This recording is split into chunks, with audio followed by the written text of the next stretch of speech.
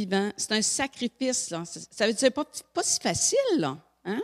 Les mots ne sont pas là pour rien. Qui appartient à Dieu et qui lui est agréable, c'est là le véritable culte, conforme à la parole de Dieu. Se donner à Dieu, ça ne veut pas dire s'isoler, ça veut dire de se donner, de se mettre à la disponibilité de Dieu.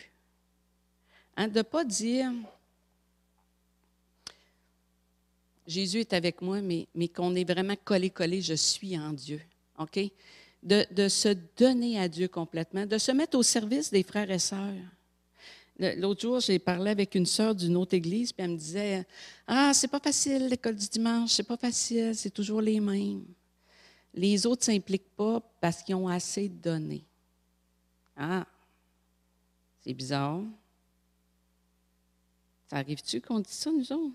On a assez donné. Bien, je comprends, là, moi, je ne voudrais pas avoir des bébés, là. Tu sais, des fois, c'est plus mon tour d'avoir des jeunes enfants. Mais avoir assez donné, ça se dit, ça?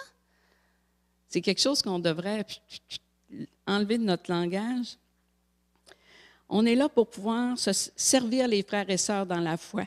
Aujourd'hui, dans le monde dans lequel on vit, on veut du service. On fait déneiger la cour. Alors, moi, j'ai des clients qui sont retraités dans ma clientèle, puis je leur dis même, vous faites venir le monsieur pour laver les fenêtres, les compagnies, là, arrêtez de monter dans l'escabeau, là, vous avez 92 ans, là, laissez faire ça. Fait que c'est ça, ça fait que là, eux autres, ils prennent du service parce qu'ils sont obligés. Mais on est habitué au service. On va quelque part, on dit, il n'y a pas de service ici. Est-ce qu'on fait ça dans l'Église? Est-ce qu'on dit merci à celui qui a donné l'école du dimanche aux enfants, celui qui a gardé? Ou on trouve ça? Bien, c'est normal. C'est normal qu'ils viennent des équipes de ménage. Bien oui, c'est normal. C'est normal, il faut bien que quelqu'un le fasse. Mais merci pour le ménage. C'est le fun d'arriver puis que les chaises sont toutes placées puis que c'est propre. Là, il n'y a pas des Kleenex à terre puis des gommes, là. Hein? C'est merveilleux. Soyons au service les uns des autres puis voyons qu'est-ce que nous, on peut faire aussi pour se rendre au service des autres.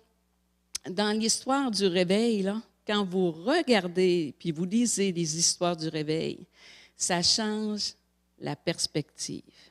Si on est concentré sur soi,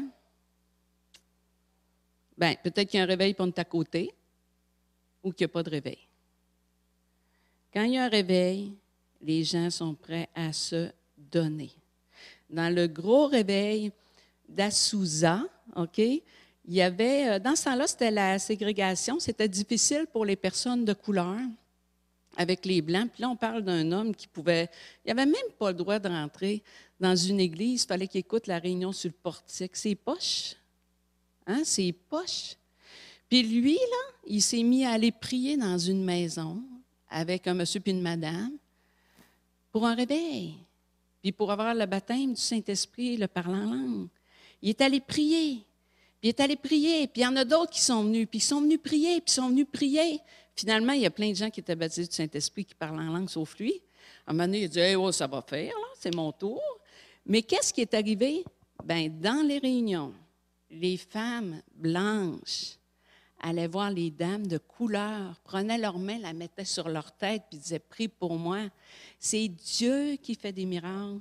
C'est Dieu qui enlève les divisions, c'est Dieu qui enlève les séparations.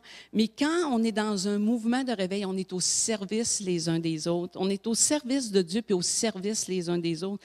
Notre temps, on le rachète parce qu'on le donne pour Dieu. Amen. Puis là, je suis allée faire une petite étude sur les parfums parce que je connais ça, le parfum, parce que j'en mets, mais je ne connais pas ça pantoute. Et puis, j'ai trouvé ça bien intéressant. Il y a un article qui disait qu'un parfum de grande marque, là, OK, genre, des fois celui qu'on n'achète pas, est composé de 3 notes. Une note de tête, une note de cœur et une note de fond. Ça, j'ai trouvé ça vraiment intéressant. La note de tête, c'est la première chose qu'on sent. C'est temporaire. C'est pour ça que la madame, au comptoir, elle fait pich, pich sur le petit papier, puis elle fait... Elle enlève la note de tête.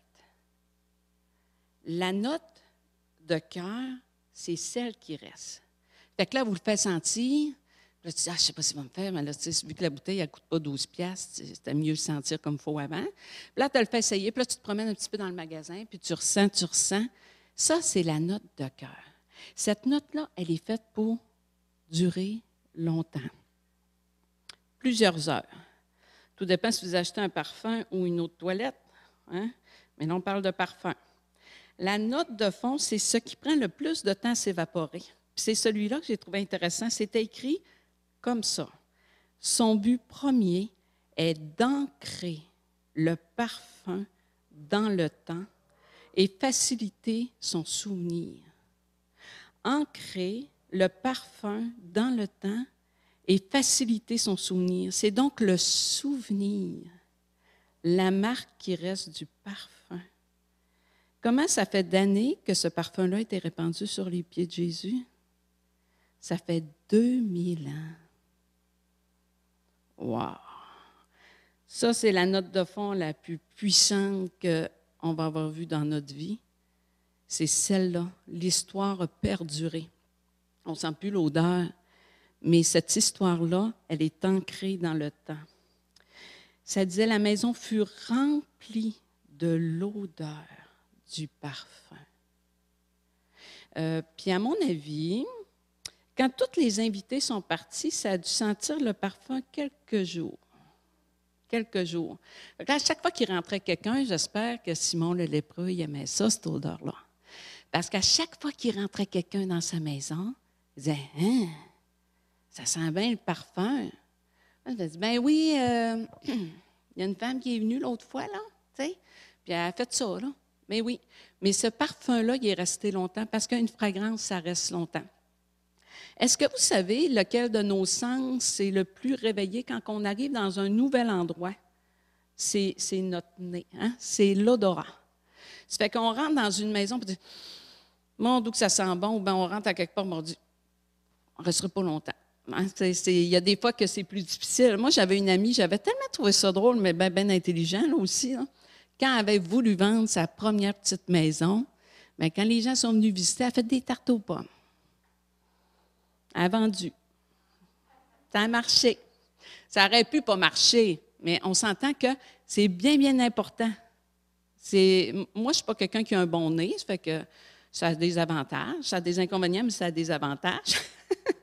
Mais c'est ça, c'est bien important. Ça fait que l'odeur qu'on dégage, nous, c'est quoi? Quel parfum, nous, on laisse? L'odeur de Christ? Oui. Quand les gens sont avec nous, dans nos gestes, dans nos paroles, dans qui nous sommes, dans notre attitude, dans notre témoignage puissant. Vous savez, à un moment donné, j'avais trouvé ça drôle, j'avais une sœur qui avait dit, c'était une histoire qu'elle contait, que quelqu'un disait qu'il avait témoigné, il avait témoigné, il avait témoigné. Puis là, il disait à Dieu, bien là, comment je fais ça? Puis là, un moment donné, Dieu il a dit, après qu'il a témoigné longtemps par ses gestes, il a dit, maintenant tu peux ouvrir la bouche. Il avait témoigné par ses gestes. Les gens le savent. Quand on est chrétien, on n'est pas pareil. C'est supposé d'être comme ça. Amen. Ça fait quelle fragrance on laisse? Est-ce que les gens nous sentent juste comme un petit coup de vent qui a passé? Puis après ça, ils ne se sentent plus? Est-ce que l'odeur, quand on passe à quelque chose, elle reste?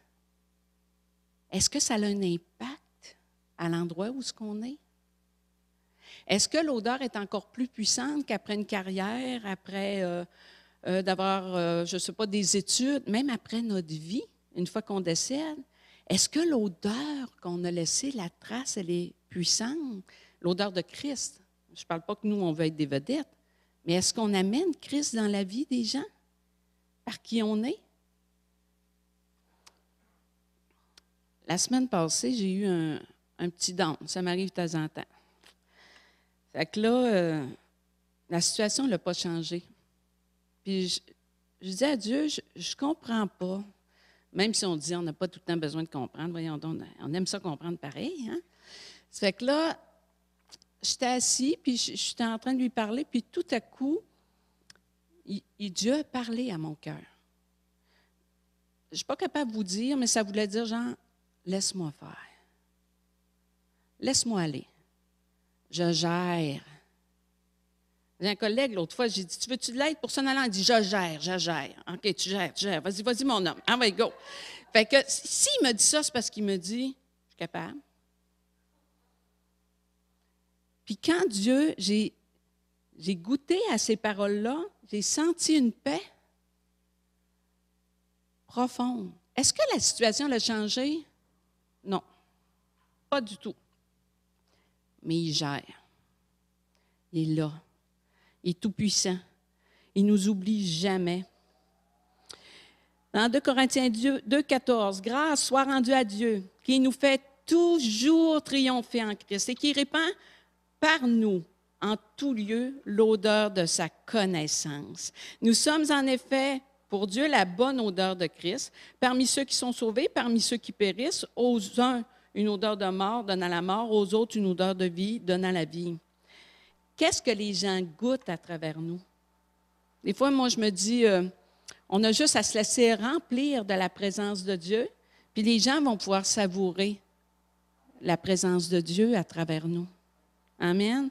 Est-ce qu'on laisse une trace, mon Dieu, on parle trop de ça dans les nouvelles, une trace dans notre vie? Est-ce que les gens sont touchés? Puis là, des fois, je me dis, comment qu'on fait pour que les gens goûtent Christ à travers nos vies? Bien, on vit une vie en Christ. On lit la parole. Si, quand on lit la Bible, c'est une fois par semaine, le dimanche matin, quand le pasteur lit les versets, ça va être difficile.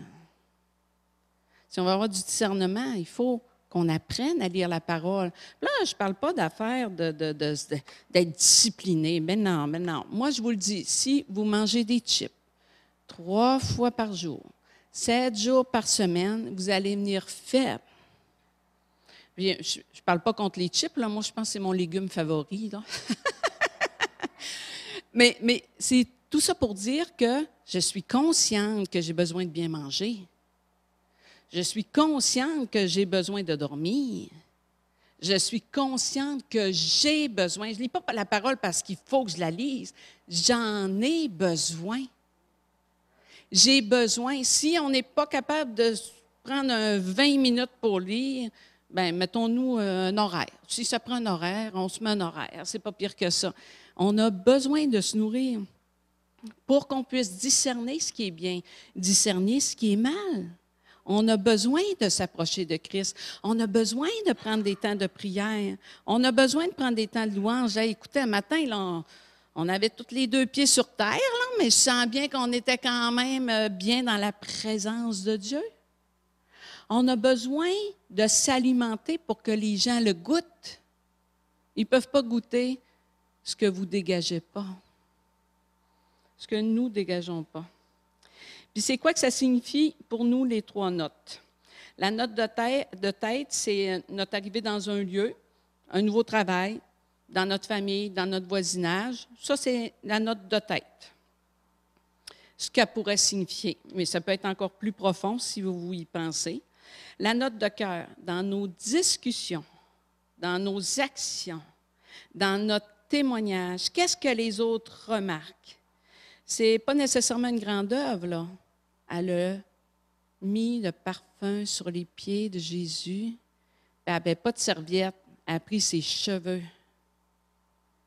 C'est une grande œuvre? Oui puis non. Pas à ce moment-là, mais oui aujourd'hui. Ça peut même être un sourire qu'on fait à quelqu'un, une bonne attitude, un encouragement, une parole à propos, du soutien, un service. Ça peut avoir un impact beaucoup plus important qu'on peut penser. Appeler quelqu'un ou texter. « Comment tu vas? Ça fait 2-3 jours que je ne t'ai pas vu, puis je ne sais pas, je t'inquiète pour toi. Comment tu vas? » Hey, justement, ça n'allait pas bien. Ah, Saint-Esprit est bon. Dieu est bon. Un sourire, une parole à propos. Ça fait que, moi, j'imagine quelqu'un qui rentre dans un salon funéraire, qui va voir la personne que son mari est mort, puis qui commence à y témoigner, bien, c'est pas à place. C'est super poche. En tout cas, si Dieu lui a demandé, correct, là, mais je veux dire, peut-être qu'elle a besoin d'être consolée. Peut-être qu'elle a besoin d'être entourée. Peut-être qu'elle a besoin d'une main sur l'épaule. Peut-être qu'elle a besoin de se faire dire, je vais prier pour toi. Hein? C'est quoi la profondeur qu'on peut amener? La note de fin, après notre passage, qu'est-ce que les gens se rappellent?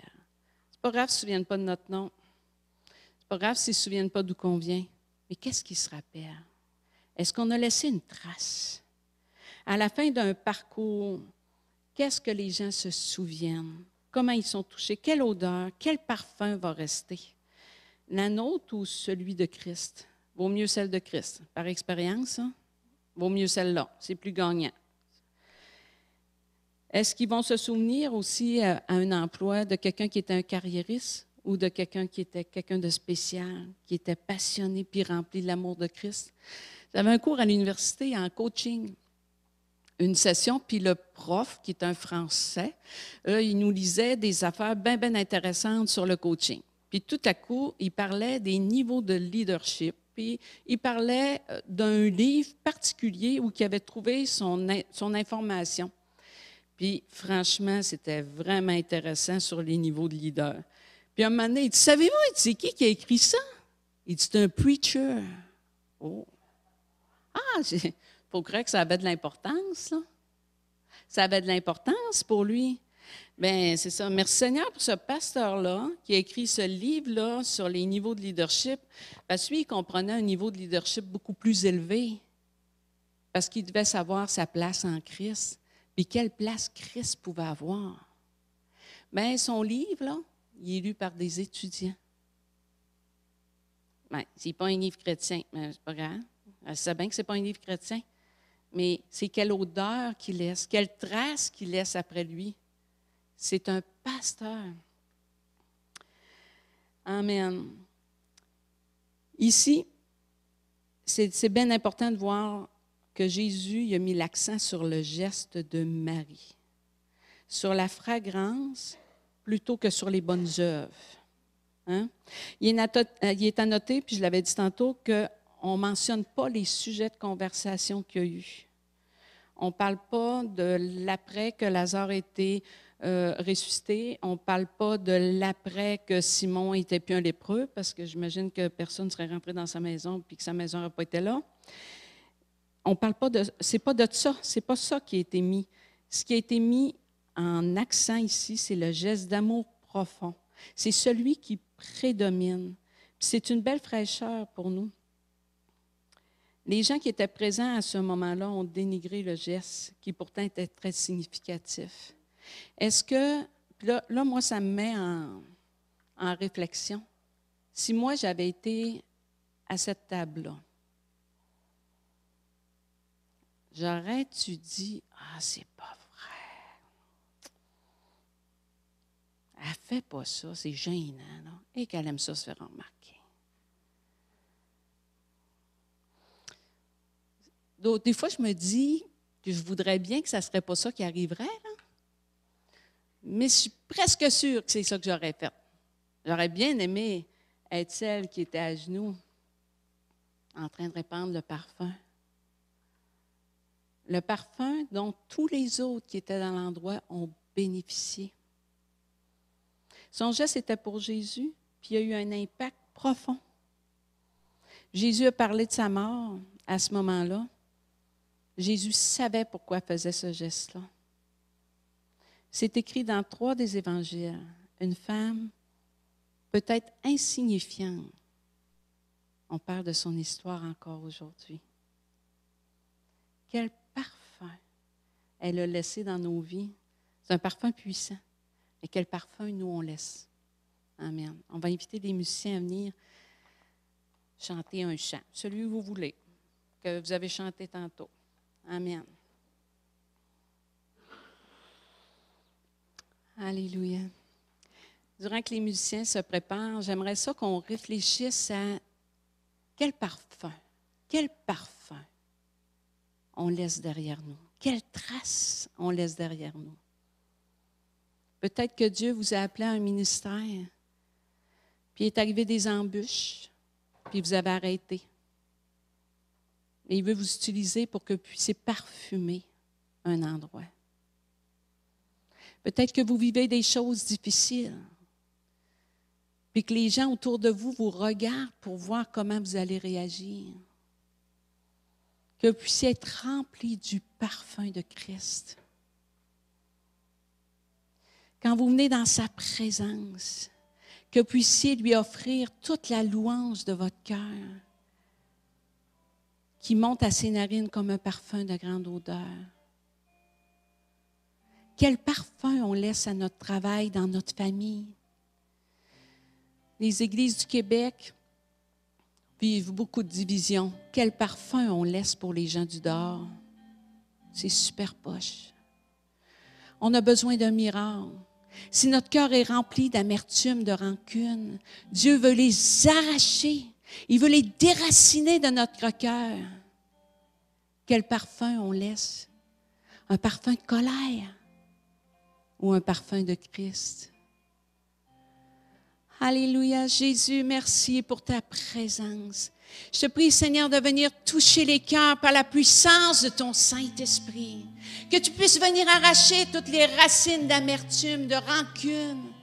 Que tu puisses venir guérir les cœurs de toutes les peines, de toutes les tristesses, de toutes les déceptions qu'ils ont eues, Seigneur. Et qu'on puisse ensemble être remplis de la puissance de l'Esprit. Qu'on puisse ensemble être remplis de toi, Seigneur, et que ça déborde.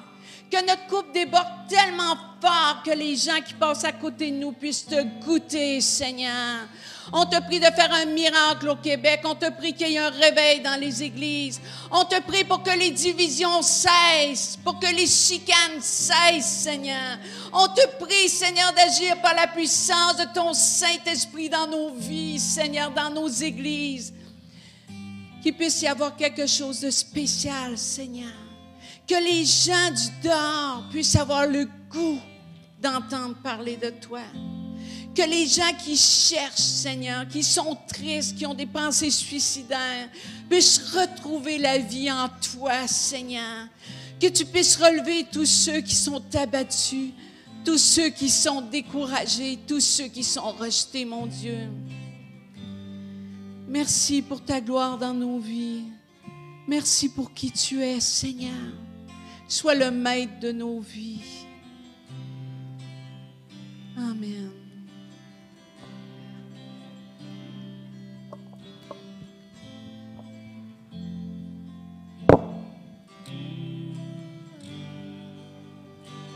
Je viens vers toi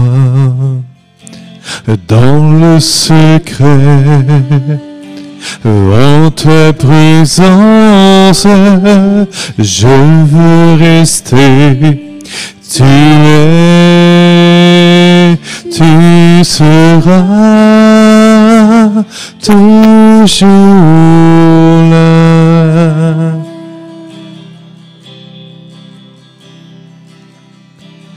Tout contre toi, près de ton cœur, je peux entendre ta voix, Seigneur. Tu seras toujours là. Ébloui devant toi, éternel,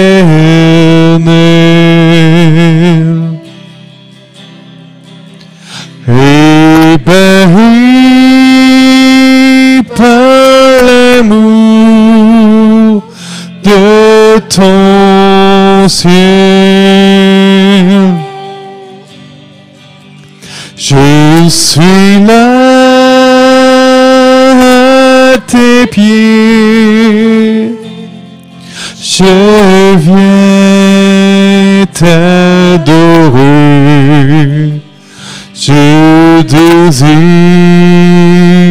habiter près de toi.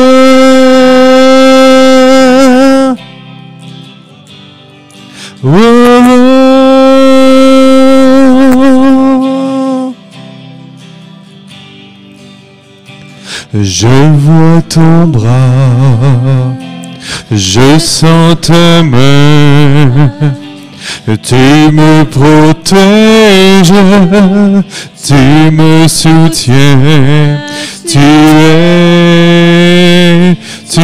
seras toujours là. Ébloui devant toi, éternel.